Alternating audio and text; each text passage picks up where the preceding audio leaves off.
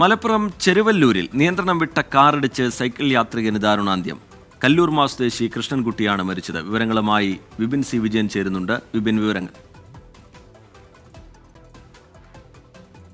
ആ അപകടത്തിന്റെ ദൃശ്യങ്ങളാണ് ഇപ്പോൾ പ്രേക്ഷകർ കാണുന്നത്. മലപ്പുറം ചെറുവള്ളൂരിലാണ് നിയന്ത്രണം വിട്ട കാറിടിച്ച് സൈക്കിൾ യാത്രികൻ മരിച്ചിരിക്കുന്നത്. കല്ലൂർമാ സ്വദേശി കൃഷ്ണൻകുട്ടിയാണ് മരിച്ചത്. വിപിൻ സി വിജയൻ വിശദാംശങ്ങളുമായി നമുക്കൊപ്പം ചേരുന്നുണ്ട്. വിപിൻ, വിവരങ്ങൾ. വിപിൻ, ശ്രീജിത്ത്, വളരെ ദാരുണമായിട്ടുള്ള ഒരു അപകട മരണമാണ് ഇപ്പോൾ സംഭവിച്ചിരിക്കുന്നത്.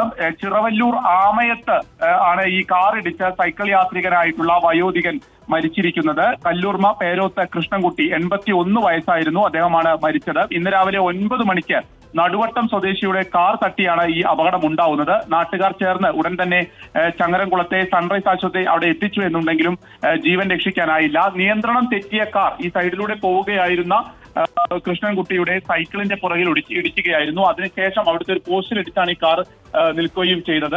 ഉടൻ തന്നെ കൃഷ്ണൻകുട്ടിയെ ആശുപത്രിയിൽ എത്തിച്ചു എന്നുണ്ടെങ്കിലും ജീവൻ രക്ഷിക്കാൻ കഴിഞ്ഞില്ല. ഇപ്പോൾ മൃതദേഹം ഈ സ്വകാര്യ ആശുപത്രിയിലാണ് ഉള്ളത്.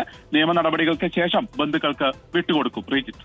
ശരി, വിപിൻ സി വിജയൻ വിവരങ്ങൾ നൽകുകയായിരുന്നു. മലപ്പുറത്ത് നിന്ന് നിയന്ത്രണം വിട്ട കാറിടിച്ചാണ് സൈക്കിൾ യാത്രികന് ദാരുണാന്ത്യം ഉണ്ടായിരിക്കുന്നത്.